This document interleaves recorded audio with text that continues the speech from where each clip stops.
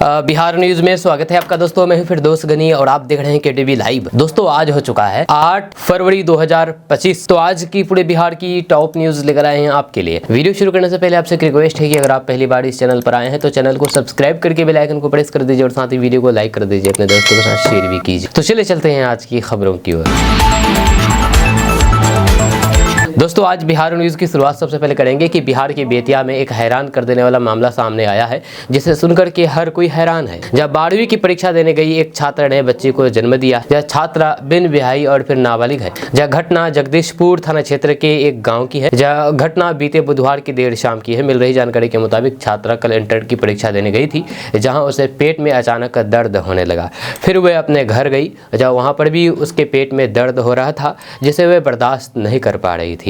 दर्द बढ़ता देख करके घर वाले उसे जीएमसीएच बेतिया ले गए, जहां उपचार के दौरान पता चला है कि वह प्रेग्नेंट है। नाबालिग छात्रा ने एक बच्ची को जन्म दिया है एग्जाम देते समय। जब वहीं पर इस घटना के बारे में सूचना मिलने पर मौके पर पहुंचे पुलिस और फिर मामले की जांच में जुट गई है।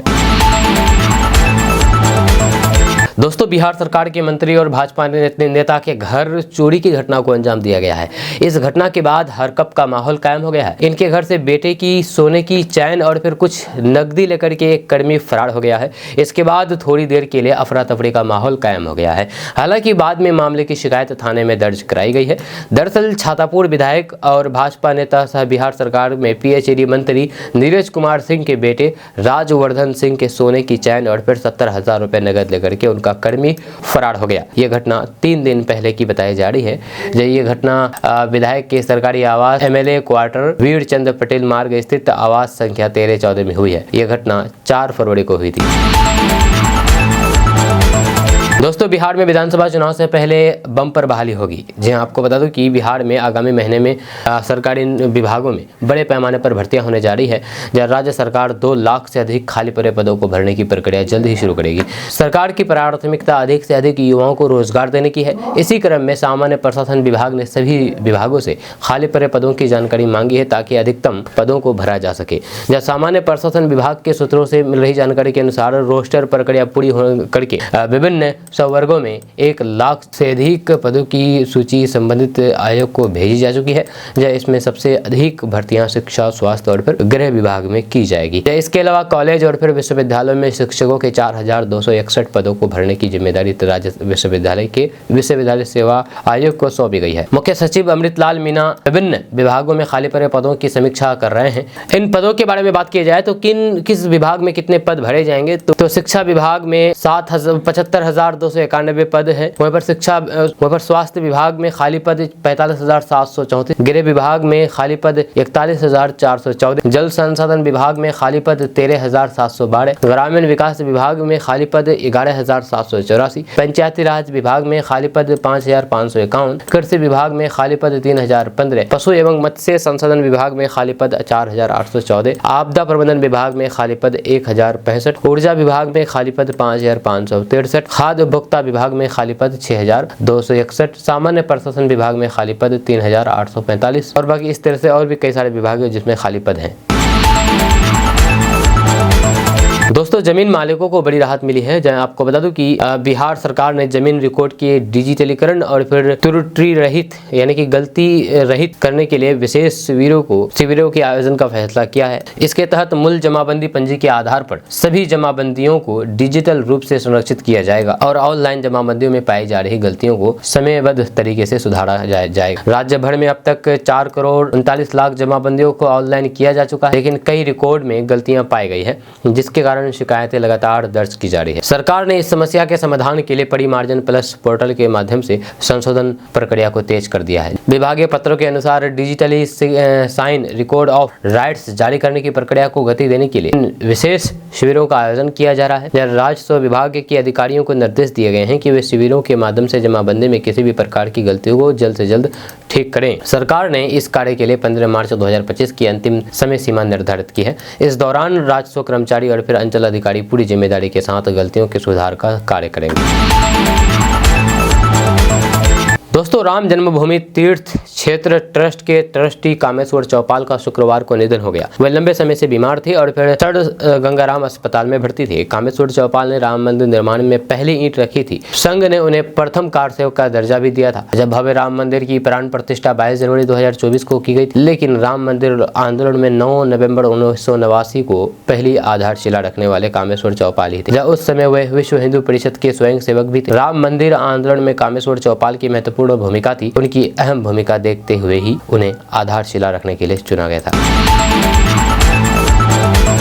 दोस्तों, बिहार के 6 नगर निगमों में ट्रैफिक व्यवस्था को बेहतर बनाने के लिए सीसीटीवी और फिर ट्रैफिक सिग्नल लगाने का फैसला किया गया है। नगर विकास एवं आवास विभाग की इस योजना पर 487 करोड़ रुपए खर्च होंगे। इस योजना के लिए चुने गए 6 नगर निगमों में दरभंगा, सहरसा, पूर्णिया, गया, मुंगेर और फिर छपरा शामिल है। इसके लिए बेल्ट्रॉन को जिम्मेदारी दी गई है। जब परामर्श के लिए IIT रुड़की को नियुक्त किया गया है। जब पिछले दिनों हुई कैबिनेट की बैठक में इसके लिए मंजूरी भी दे दी गई है। इस संबंध में नगर विकास एवं आवास मंत्री नितिन नवीन ने कहा है कि इन शहरों में ट्रैफिक का दबाव लगातार बढ़ता जा रहा है, इसलिए यातायात व्यवस्था को व्यवस्थित करना बहुत जरूरी है। सीसीटीवी और फिर ट्रैफिक सिग्नल की मदद से ट्रैफिक सुचारू रूप से चलेगा, साथ ही साथ निगरानी भी आसान होगी। मंत्री नितिन नवीन ने कहा है कि शहर में आम नागरिकों के लिए सुरक्षित और फिर सुव्यवस्थित माहौल बनाने के लिए हाई रेजोल्यूशन सीसीटीवी कैमरे भी लगाए जाएंगे, जहां इसकी मदद से चोरी, लूट, छिनतई जैसी अप्रिय घटनाओं पर कड़ी निगरानी रखी जा सकेगी। साथ ही साथ लापरवाही वाहन चालकों पर भी लगाम लगेगी। सड़क दुर्घटनाएं और फिर बाइक चोरी की घटनाओं में भी कमी आएगी।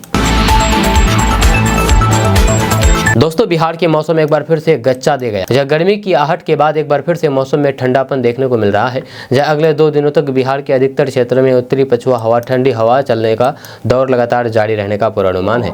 इससे सुबह और फिर रात में ठंड महसूस होगी, क्योंकि राज्य के यानी कि बिहार के अधिकतर क्षेत्र में तेज धूप निकलेगी। इसके लिए दोपहर में ठंडी हवाओं का असर कम महसूस हो सकता है। अगले 48 घंटे तक बिहार के न्यूनतम तापमान में 3 से 5 डिग्री सेल्सियस तक की गिरावट दर्ज होने की संभावना है। 8 फरवरी को एक और पश्चिमी विक्षोभ सक्रिय होने जा रहा है, जहाँ इसकी प्रक्रिया पश्चिमी हिमालय क्षेत्र में होने के आसार हैं। इसलिए इसके गुजरने के बाद एक बार फिर से पछुआ हवा चलने का आसार है। हालांकि IMD यानी कि मौसम विभाग ने साफ कर दिया है कि पश्चिमी विक्षोभ की ताकत पर निर्भर करेगा कि वे बिहार को कितना प्रभावित करने में सक्षम है। गुरुवार को IMD पटना ने एक अन्य पूर्वानुमान में कहा है कि पश्चिमी और फिर पूर्वी चंपारण, मधुबनी, किशनगंज, सुपौल और अररिया में कुछ जगहों पर हल्के से घना कोहरा छाए रहने की संभावना है। बचे हुए हिस्सों में सुबह के समय हल्का कोहरा या फिर धुंध छा सकती है। आपको बता दूं कि ठंडी पछुआ हवा चलने से पिछले दिन की तुलना में गुरुवार को पटना, गया, भागलपुर, मुजफ्फरपुर और किशनगंज के उच्चतम तापमान में 2 से 3 डिग्री सेल्सियस के बीच पारा गिरा है। दोस्तों, जमीन मालिकों को अब सरकार ने खुशखबरी दी है, जहां अब मात्र 40 रुपए में ही उनका काम हो जाएगा। दरअसल बात यह है कि बिहार में जमीन से जुड़ी हुई किसी भी तरह के कामकाज के लिए अब लोगों को अधिक समस्या नहीं होगी। इसको लेकर के बिहार सरकार की तरफ से एक नई पहल शुरू की गई है। अब जमीन मालिकों को कम से कम 40 रुपए में ही ये काम हो जाएगा। तो आइए इस काम के बारे में जानते हैं। तो दरअसल बात यह है कि अब निर्धारित शुल्क का भुगतान भू अभिलेख पोर्टल से दस्तावेजों की अभी प्रमाणित प्रति प्राप्ति की जा सकती है। साथ ही राजस्व न्यायालय में वाद दायर किया जा सकता है। इससे संबंधित एक पत्र राजस्व एवं भूमि सुधार विभाग के सचिव जय सिंह ने सभी समाहर्ताओं को लिखा है। अब राजस्व न्यायालय में वाद दायर करने के लिए 40 रुपए प्रति आवेदन शुल्क का भुगतान किया जाना है। जब भू अभिलेख पोर्टल से अभी प्रमाणित प्रति प्राप्ति करने के लिए पृष्ठ 20 रुपए देना होगा, जिससे GST एवं कर अलग से तय होगा। दोस्तों, प्रशांत किशोर बिहार विधानसभा चुनाव 2025 में सभी 243 सीटों पर जनसुराज के उम्मीदवार उतारने की घोषणा कर चुके हैं। प्रशांत किशोर पिछले 2 से ज्यादा वर्षों से बिहार के सभी जिलों में पैदल चल रहे हैं, जनसभा कर रहे हैं। ऐसे में विपक्षी दल का सवाल है कि आखिर उन्हें फंडिंग कौन कर रहा है, या इतने पैसे कहां से आ रहे हैं। अब इस मामले में JDU की एंट्री हो गई है। JDU ने पूरे मामले को लेकर के हिला देने वाला दावा किया है। JDU प्रवक्ता नीरज कुमार ने आरोप लगाया है कि प्रशांत किशोर की जनसुराज पार्टी को Joy of living global foundation से फंडिंग हो रही है। ये एक प्रकार का चैरिटेबल ट्रस्ट है, जिसके जरिए प्रशांत किशोर को फंडिंग आ रही है। उन्होंने कहा है कि ये चैरिटेबल फाउंडेशन के नाम पर पॉलिटिक्स चलाना टैक्स अनियमितता के एक बड़े मामले को जन्म देता है। इस तरह के फाउंडेशन के वित्तीय लेन देन में कई सारी गंभीर अनियमितताएं पाई जाती है। JDU MLC ने कहा कि प्रशांत किशोर को स्पष्ट करना चाहिए कि उनकी पार्टी और फिर इस फाउंडेशन के बीच क्या संबंध है। उन्होंने खुद 50 लाख डोनेशन क्यों किया, यह जनता के लिए ये जानना बेहद आवश्यक है कि प्रशांत किशोर की जनसुराज पार्टी में करोड़ों रुपए का निवेश कहां से हो रहा है। JDU प्रवक्ता ने कहा है कि ये पहली राजनीतिक पार्टी है जो कि एक कंपनी द्वारा चल रही है। जहाँ जन स्वराज पार्टी को Joy of living global foundation से फंडिंग मिल रही है, जो कंपनी एक्ट के तहत रजिस्टर्ड है। जब फाउंडेशन ने 2023-24 के दौरान 48 करोड़ रुपए डोनेशन प्राप्त किया है, जो कि विभिन्न कंपनियों से आया है, लेकिन इन कंपनियों की पूंजी से कहीं अधिक राशि डोनेट की गई है। ये गंभीर सवाल उठता है कि क्या ये डोनेशन सही तरीके से किया गया था या फिर इसमें कोई गड़बड़ी थी। दोस्तों, बिहार के भागलपुर में चोरों ने आतंक मचा रखा है। चोरों के आतंक का अंदाजा इसी बात से लगाया जा सकता है कि अब वो मंदिरों को भी नहीं छोड़ते हैं। जहाँ ऐसा ही मामला नवगछिया प्रखंड से सामने आया है, जहां पर चोरों ने रात के अंधेरे में काली माता मंदिर का ग्रिल काट दिया और दान पेटी में रखे रुपए लेकर के फरार हो गए। जहाँ घटना का एक CCTV फुटेज वायरल हो रहा है, जिसमें चोरों को चोरी करते हुए साफ देखा जा सकता है। नवगछिया के झंडपुर थाना क्षेत्र में चोरों ने उत्पात मचा रखा है। वे लगातार नशे के लिए मंदिरों को निशाना बना रहा है। अब कुमार टोला स्थित काली मंदिर में चोरी की ऐसी ही घटना सामने आई है, जिसने सभी को चौंका दिया है। चोर लगातार चोरी की वारदातें को अंजाम दे रहे हैं। जब मंदिर की दान पेटी और फिर मूर्तियां चोरी करके ले जा रही। अब तक चोरों ने नवगछिया में 2 दर्जन से अधिक मंदिरों को निशाना बनाया है। यह ताजा मामला कुमार टोला के काली मंदिर से सामने आया है। दोस्तों, बिहार के स्कूलों में नामांकन के लिए परमानेंट एजुकेशन नंबर यानी कि पैन नंबर अनिवार्य कर दिया गया है। दूसरी या फिर इससे ऊपर की कक्षाओं में नामांकन के लिए पैन होना अनिवार्य है। या किसी भी आवेदन में अगर परमानेंट एजुकेशन नंबर नहीं होगा या फिर गलत पैन होगा तो फिर आवेदन रद्द कर दिया जाएगा। साथ ही साथ निजी और फिर सरकारी स्कूलों में नामांकित बच्चों के लिए आपार ID भी अनिवार्य कर दिया गया है। जिन बच्चों का पैन नहीं होगा उनकी आपार ID कार्ड भी नहीं बनेगा। जब परमानेंट एजुकेशन नंबर यानी कि पैन नंबर एक खास पहचान संख्या है, जब एक छात्रों को उनके शैक्षणिक जीवन की शुरुआत में दी जाती है। यह नंबर छात्र की पहचान को बरकरार रखता है। यह नंबर स्कूल से ही विद्यार्थी के लिए जनरेट किया जाता है। पैन आपार कार्ड से अलग है। जब आपार कार्ड बनाने के लिए भी पैन अनिवार्य है। ये स्कूल द्वारा ही बच्चों को जारी किया जाता है। जिन बच्चों का पैन नहीं होगा उनका आपार कार्ड नहीं बनाया जाएगा। दोस्तों, बिहार में जमाबंदी की वैधता की जांच या फिर लॉक अनलॉक करने की जिम्मेदारी अब भूमि सुधार उप समाहर्ता यानी कि DCLR के पास नहीं रहेगी। राजस्व एवं भूमि सुधार विभाग ने अब ये जिम्मेदारी अंचल अधिकारी यानी कि CO को दे दी है। DSLR के स्तर पर सुस्ती और फिर लक्ष्य के अनुरूप प्राप्ति नहीं होने को देखते हुए विभाग ने यह फैसला किया है। इस संबंध में चकबंदी निदेशक की ओर से पत्र लिख करके सभी समाहर्ताओं को ये जानकारी दी गई है। जब पत्र के अनुसार लॉक जमाबंदी में अगर सरकारी जमीन शामिल है तो फिर CO उसके अभिलेखों की जाँच करेंगे। सरकारी जमीन पाए जाने पर संबंधित पक्ष को नोटिस देकर के अपना पक्ष रखने का मौका दिया जाएगा। इसके बाद सरकारी जमीन पाए जाने पर जमाबंदी रद्द करने की कार्रवाई की जाएगी। जांच के क्रम में अगर जमीन सरकारी जमीन यानी कि रैयती पर्चा से अलग पाई गई तो फिर जमाबंदी ऑनलाइन अनलॉक कर दिया जाएगा। साथ ही साथ मौजावार पोर्टल पर इसकी सूची भी जारी कर देखी जा सकेगी। दोस्तों, बिहार के मुख्यमंत्री नीतीश कुमार की प्रगति यात्रा बांका जिले में पहुंची है। ये मुख्यमंत्री ने 362 करोड़ 76 लाख रुपए की लागत से निर्मित 178 विकास परियोजनाओं का लोकार्पण और शिलान्यास किया है।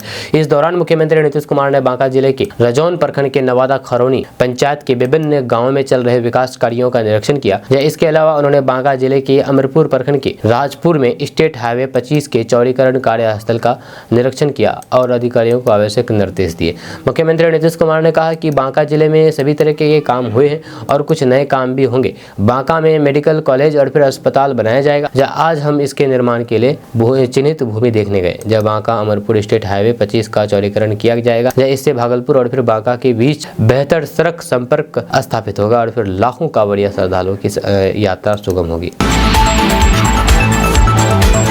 दोस्तों, दिल्ली विधानसभा चुनाव परिणाम से पहले बिहार के सभी NDA सांसदों ने प्रधानमंत्री नरेंद्र मोदी से मुलाकात की है। जब सांसदों ने इस दौरान PM मोदी को मिथिला पेंटिंग, मिथिला पाग और मखाना भेंट किया है। बिहार में इस साल के आखिर में विधानसभा के चुनाव होने हैं। ऐसे में इस सामान्य मुलाकात को भी काफी अहम माना जा रहा है। जानकारी के मुताबिक प्रधानमंत्री मोदी से राज्यसभा और फिर लोकसभा के करीब 30 सांसद मिले हैं। मुलाकात का एक वीडियो भी शेयर किया गया है, जिसमें मोदी के साथ सबसे आगे केंद्रीय मंत्री ललन सिंह, राज्यसभा सांसद संजय झा, केंद्रीय मंत्री गिरिराज सिंह और चिराग पासवान खड़े हैं। मुलाकात के दौरान ललन सिंह ने अपने विभाग का एक विजुअल डायरी प्रधानमंत्री मोदी को सौंपी है। जब पीएम मोदी ने इस डायरी को मौके पर ही खोल करके देखा, जहां ललन सिंह के बाद दरभंगा सांसद गोपाल ठाकुर ने पीएम मोदी को मिथिला का पाग पहनाया, जहां गोपाल ने मखाना का माला भी प्रधानमंत्री को पहनाया है। वहीं पर सांसदों ने पीएम मोदी को एक मिथिला पेंटिंग भी भेंट की है। जहां राज्यसभा सांसद धर्मशिला गुप्ता ने पीएम मोदी को मखाना का पैकेट दिया। शिवहर से जेडीयू सांसद लवली आनंद ने बुकें देकर के पीएम मोदी का स्वागत किया है। दोस्तों, बिहार में भी अब फिर से सस्पेंस, थ्रिलर और एक्साइटमेंट का ट्रिपल डोज मिलने वाला है। अगर आप घूमने का प्लान कर रहे हैं तो आप यहां पर बिहार में आ सकते हैं। आपको बता दूं कि ग्लास स्काई वॉक ब्रिज से लैस नेचर सफारी देश का ये टूरिज्म स्पॉट, जहां पर पर्यटकों को एक साथ सस्पेंस, थ्रिलर और एक्साइटमेंट मिक्स्ड फियर टूरिज्म का मजा ले सकेंगे। जी हाँ, ये जगह है राजगीर, यानी कि यहाँ पर पर्यटकों को रहस्य, रोमांस के मिश्रित डर का एहसास होगा। आपको बता दें कि राजगीर में बहुत पहले ही ग्लास ब्रिज बन चुका है और लोग इसका मजा भी ले रहे हैं। जी, आपको बता दूं कि इसके लिए नेचर सफारी के 10 वर्ग किलोमीटर परिसर में प्रस्तावित डायनासोर पार्क में विशालकाय डायनासोर के विचरण के सस्पेंस का मजा ले सकेंगे। जहाँ नेचर सफारी के विभिन्न हिस्सों से गुजरने वाली इलेक्ट्रिक टॉय ट्रेन का एक्साइटमेंट, खुशनुमा सफर तथा पर्वतीय वन क्षेत्र श्रृंखला तलहटी किनारों पर बनाए जा रहे थ्रिल पर्यटकों को एक नई दुनिया की सैर पर ले जाएगा। जहाँ इन तीनों ही परियोजनाओं को लेकर के नालंदा वन परिमंडल द्वारा कवायद तेज गति से शुरू कर दी गई है। जहाँ तीनों ही प्रोजेक्ट के आकलन और फिर प्रकलन की तैयारी तथा इसी वित्तीय वर्ष में विभाग द्वारा कार्यारंभ को लेकर के अमली जामा पहनाए जाने का कार्य प्रगति पर है। दोस्तों, बिहार के उप मुख्यमंत्री सम्राट चौधरी ने कहा है कि सासाराम में पर्यटन उद्योग के विकास और फिर स्थानीय लोगों के लिए रोजगार के अवसर सृजित करने के लिए 29 करोड़ रुपए से अधिक राशि खर्च करके वहां 6 मंजिला बजट होटल का निर्माण कराया जाएगा। सम्राट चौधरी ने कहा है कि रोहतास गढ़ किला और प्राकृतिक स्थलों के अलावा सासाराम से करीब 5 किलोमीटर दक्षिण में कैमूर पर्वत पर स्थित मां तारा चंडी का मंदिर पर्यटकों को आकर्षित करता है। तारा चंडी मंदिर देश के 52 शक्तिपीठों में सबसे पुराने है। सम्राट चौधरी ने बताया है कि ऐतिहासिक महत्व के सासाराम में स्थित होटल सहरसा सूरी बिहार को तोड़ करके नए बजट होटल भवन का निर्माण किया जाएगा। इसमें 27 कमरे, 9 डिलक्स कमरे, 3 स्वीट्स कमरा और बाकी कई सारे और भी सुविधाएं मौजूद रहेगी। दोस्तों, बिहार में अब भ्रष्ट कर्मचारियों पर लगाम लगाने को लेकर के एक नया प्लान तैयार किया गया है। अब बिहार में भ्रष्ट लोक सेवकों पर कार्रवाई को लेकर के मुख्य जांच आयुक्त निदेशालय का गठन किया गया है। इसको लेकर के ये भी तय कर लिया गया है कि इसका ऑफिस कहां होगा और इसकी कार्यप्रणाली क्या होगी। तो आइए इसके बारे में जानते हैं। आपको बता दें कि बिहार में राज्य में भ्रष्ट लोक सेवकों पर कार्रवाई करने को लेकर के मुख्य जाँच आयुक्त निदेशालय का गठन किया गया है। ये सामान्य प्रशासन विभाग का एक सहयोगी कार्यालय होगा, साथ ही साथ ये स्वतंत्र निदेशालय होगा। सामान्य प्रशासन विभाग ने इसके गठन को लेकर के संकल्प जारी कर दिया है।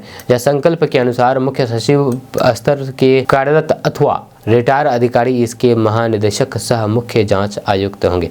वहीं पर प्रमंडल स्तर पर संयुक्त आयुक्त एवं जिला स्तर पर अपर समाहर्ता नोडल पदाधिकारी होंगे, जबकि सभी विभागों द्वारा संयुक्त सचिव से ऊपर के एक अफसर को नोडल पदाधिकारी बनाया जाएगा।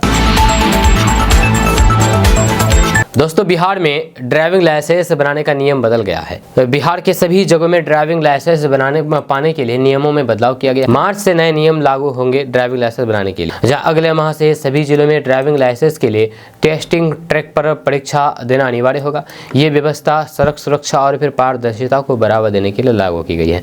नए नियम से अब ड्राइविंग लाइसेंस बनवाना और मुश्किल हो जाएगा। फिलहाल ये सुविधा पटना और फिर औरंगाबाद में लागू है, लेकिन अब 36 जिलों में इसे लागू करने की योजना है। इधर तिलकामांझी स्थित परिवहन विभाग के टेस्टिंग ट्रैक की घेराबंदी की जाएगी। अभी ट्रैक पर जाने के लिए रास्ता खुला हुआ है, जिसमें आवारा पशु और फिर असामाजिक तत्वों का आना जाना लगा रहता है। जब ट्रैक को आधुनिक प्रणाली से लैस करने से पहले 4 दीवारी बनाई जानी है। जब ट्रैक को मारुति कंपनी हाईटेक कर रही है। डीएल के यानी कि ड्राइविंग लाइसेंस के आवेदकों को अभी मैनुअली टेस्ट देना होता है। जब कंपनी ने डीटीओ कार्यालय में उपकरणों को पहुंचाने का काम शुरू कर दिया है। बैटरी और फिर यूपीएस सहित कई उपकरणों को पहुंचा दिया गया है। जब पिछले वर्ष दिसंबर में ऑटोमेटेड ड्राइविंग टेस्टिंग ट्रैक बनाने के लिए कंपनी के साथ विभाग का करार हुआ है। वहीं पर भागलपुर के अलावा दरभंगा, गया, पूर्णिया और सारण डीएल यानी कि ड्राइविंग लाइसेंस ट्रैक को हाईटेक किया जाना है।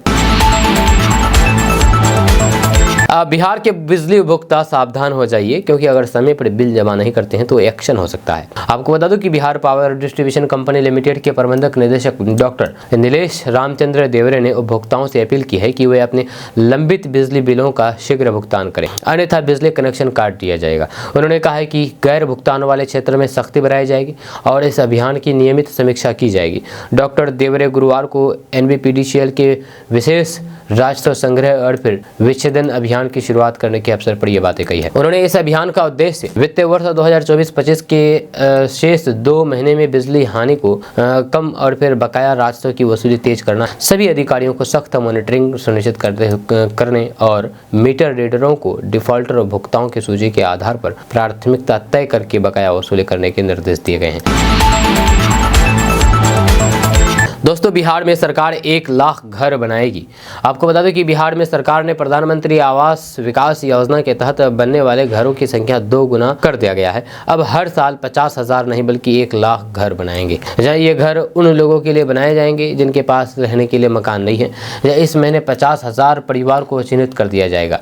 जहाँ नगर विकास और आवास विभाग की ओर से इस प्रोजेक्ट पर काम शुरू कर दिया गया है।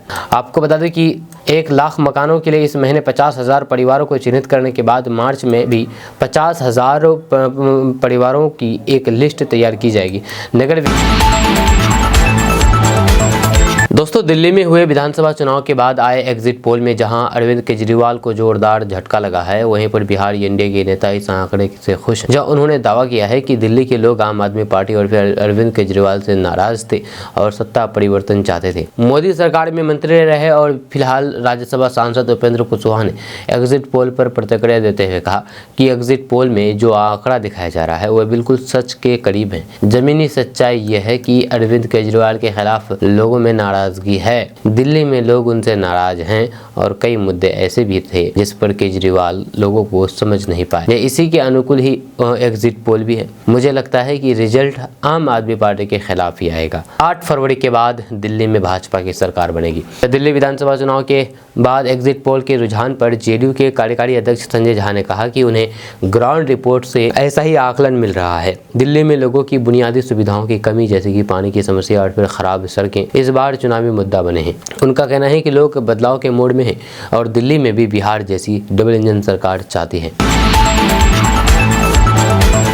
दोस्तों, पिछले कई दिनों से मौसम का मिजाज गर्मी वाला बना हुआ था, लेकिन अब इसमें बड़ा बदलाव नजर आ रहा है। जब बुधवार शाम से हवा की रफ्तार में बढ़ोतरी और फिर ठंडापन महसूस होने लगी थी, जब गुरुवार को इसमें बढ़ोतरी देखी गई और तेज रफ्तार में बर्फीली पछुआ हवा का बहाव भी जारी है। इस वजह से सुबह और फिर शाम में लोगों को ठिठुरन महसूस हो रही है। दिन में भी ठंडक बनी हुई है, लेकिन तेज धूप से थोड़ी राहत मिलेगी। मौसम का ये रूप अगले कुछ दिनों तक जारी रहने का पूर्वानुमान है। पटना स्थित मौसम विज्ञान केंद्र के वैज्ञानिक कुमार गौरव के अनुसार हिमालय के तराई वाले जिलों में घना कोहरा जबकि तेज पछुआ हवा का बहाव आगे कुछ दिनों तक जारी रहने का पूर्वानुमान है। वैज्ञानिक कुमार गौरव के अनुसार एक नया पश्चिमी विक्षोभ 8 फरवरी को यानी कि आज पश्चिमी हिमालय के क्षेत्र को प्रभावित करने की संभावना है। आज 8 फरवरी को सुबह के समय पश्चिमी चंपारण, पूर्वी चंपारण, सीतामढ़ी, शिवहर, मधुबनी, सुपौल, अररिया और किशनगंज के जिलों में घने स्तर का कोहरा छाया हुआ है। जहाँ कल भी इन जिलों में कोहरे का असर देखने को मिलेगा। दिन में धूप खिली रहेगी, लेकिन तेज पछुआ हवा का बहाव भी बना रहेगा। सूरज ढलते ही ठंड में बढ़ोतरी होगी और फिर लोगों को कनकने का एहसास होगा।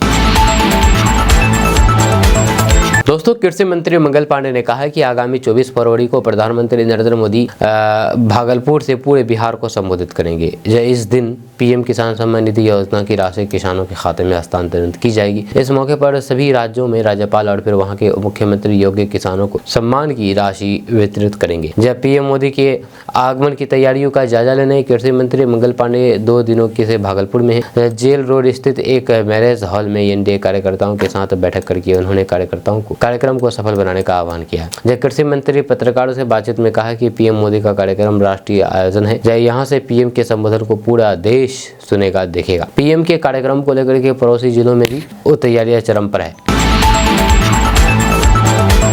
दोस्तों, प्रगति यात्रा के दौरान मुख्यमंत्री नीतीश कुमार इन दिनों जिलों में जाकर के विकास योजनाओं की समीक्षा कर रहे हैं। इसी कड़ी में मुख्यमंत्री ने प्रगति यात्रा के दौरान अररिया और खगड़िया में मेडिकल कॉलेज और अस्पताल खोलने की घोषणा की है। इसके बाद कैबिनेट ने अररिया और खगड़िया में नए मेडिकल कॉलेज और अस्पताल खोलने को लेकर के राशि की मंजूरी दे दी है। अररिया में सरकारी मेडिकल कॉलेज और फिर अस्पताल के निर्माण के लिए 4 अरब 1 करोड़ 78 लाख रुपए की योजना राशि स्वीकृत की गई है। ये सरकारी मेडिकल कॉलेज और फिर अस्पताल अररिया के लोगों के लिए स्वास्थ्य सेवाओं को बेहतर बनाने में महत्वपूर्ण भूमिका निभाएगा। इसी तरह खगड़िया में मेडिकल कॉलेज एवं अस्पताल बनाने की घोषणा मुख्यमंत्री नीतीश कुमार ने प्रगति यात्रा के दौरान की। इसके निर्माण की राशि को भी कैबिनेट ने मंजूरी दे दी है।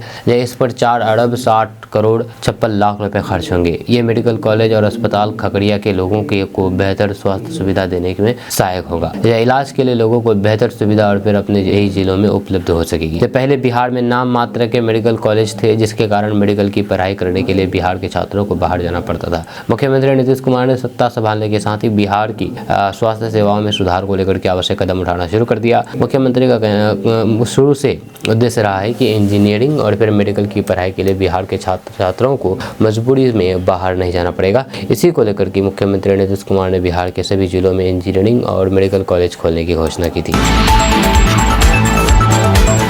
दोस्तों, बिहार के स्वास्थ्य विभाग में फर्जीवाड़े का बड़ा मामला सामने आया है। दरअसल बिहार के स्वास्थ्य विभाग में 2015 के बाद नर्स ग्रेड ए और फिर स्टाफ नर्स ए ग्रेड कर्मियों की फर्जी बहाली के मामले का खुलासा होने के से हरकत मचा हुआ है। बताया जाता है कि स्वास्थ्य विभाग ने ज्वाइनिंग लेटर नहीं दिया। इसके बाद भी जिला में स्वास्थ्य कर्मियों की बहाली करा दी गई। हालांकि अब स्वास्थ्य विभाग के आला अधिकारी कार्रवाई का हवाला दे रहे हैं, लेकिन फर्जी तरीके से वेतन मद में जा रहे पैसे की वसूली कैसे होगी, ये एक बड़ा सवाल खड़ा हो गया है। स्वास्थ्य विभाग में फर्जी बहाली के मामले का खुलासा तब हुआ जब director in chief nursing Vipin Kumar ने बिहार के सभी सिविल सर्जन और चिकित्सा महाविद्यालय अस्पताल के अधीक्षक को पत्र लेकर के इस बात की जानकारी दी है कि विभाग द्वारा ज्वाइनिंग लेटर नहीं देने के बावजूद भी कई जिलों में और फिर अस्पताल में परिचारिका श्रेणी ए और फिर स्टाफ नर्स ग्रेड में फर्जी अभ्यर्थियों की बहाली कर ली गई है।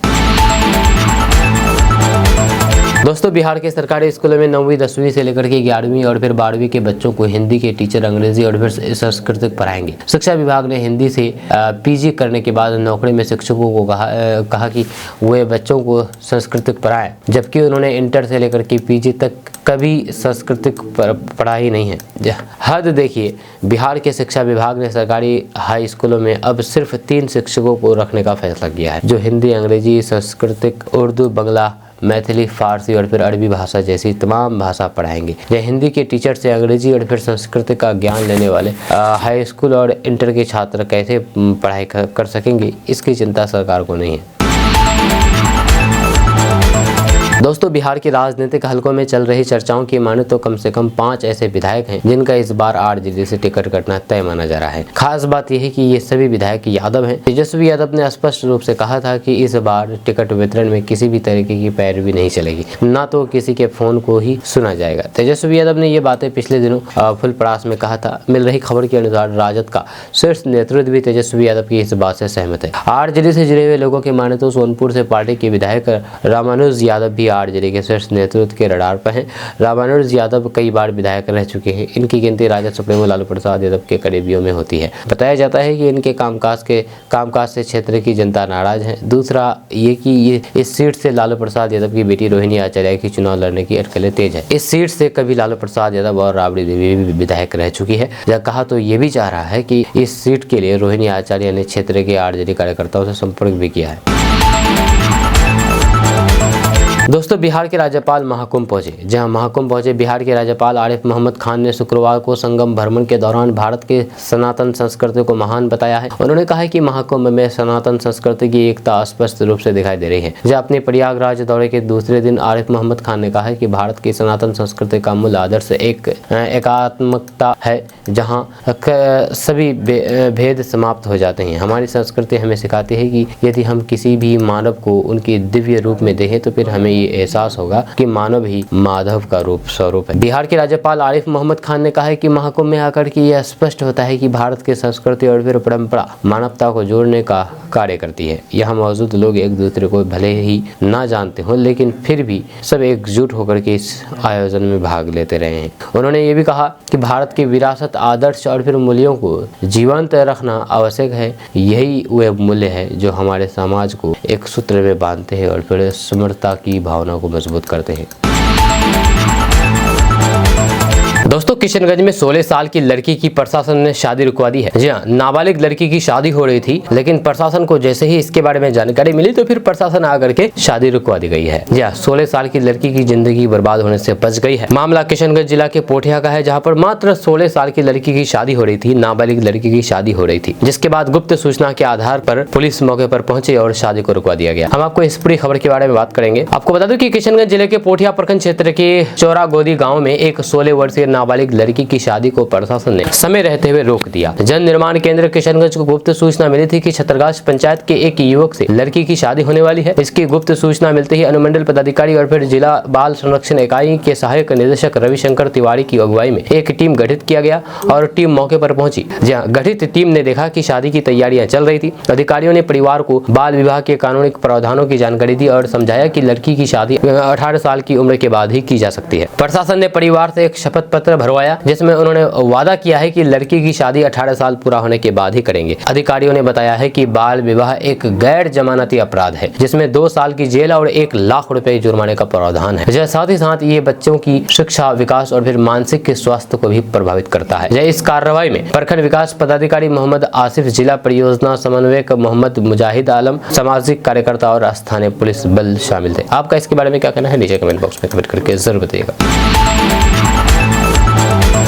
दोस्तों, अपने पुराने कार्यकर्ताओं पर AIMIM क्यों नहीं भरोसा जता पा रही है? सवाल ये भी है कि युवाओं को मजलिस नजरअंदाज क्यों करती है? ये बात सच है कि किशनगंज सीमांचल में मजलिस के पैर जमाने के लिए युवाओं की बड़ी भूमिका रही है, क्योंकि किशनगंज सीमांचल में आज भी हमारे बड़े बुजुर्ग ज्यादातर पुराने ख्यालात के हैं और कहा जाए तो कांग्रेसी है।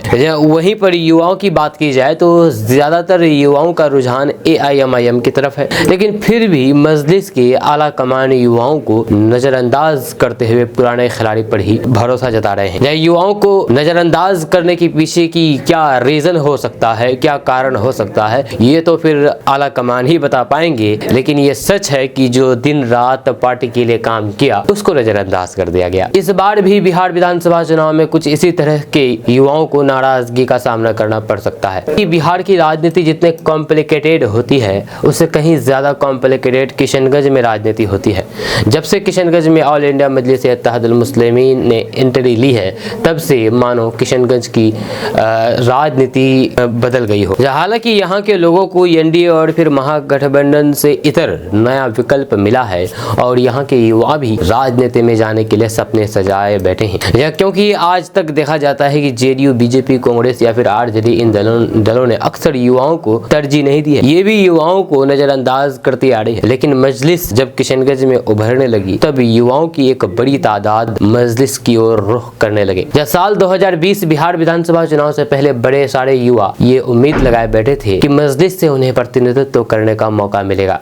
जब 2020 विधानसभा चुनाव आया और टिकट देने की बारी आई, तब इन युवाओं को नजरअंदाज कर दिया गया। जैसे कि बहादुरगंज से कुछ युवा आगे आ रहे थे, साथ ही साथ किशनगंज से भी कई युवा थे। वहीं पर जोकीहाट, जो कि अररिया में पड़ता है, वहां से भी मौलाना अब्दुल्ला सालिम चतुर्वेदी भी मजलिस के प्रबल दावेदार माने जाते थे 2020 विधानसभा चुनाव में। लेकिन मजलिस यानी कि AIMIM इन सब को नजरअंदाज करके दूसरे पर दाव चला और इसी तरह किशनगंज लोकसभा के सभी विधानसभा सीटों पर मजलिस द्वारा युवाओं को नजरअंदाज करता गया। हालांकि 2020 के विधानसभा चुनाव में 5 सीट जीत करके अपना सिक्का तो जरूर जमा लिया, लेकिन उन युवाओं में अभी भी मायूसी थी। फिर क्या था, धीरे धीरे युवाओं की फौज एक एक करके मजलिस से किनारा होते गए, मजलिस छोड़ते गए, AIMIM छोड़ते गए।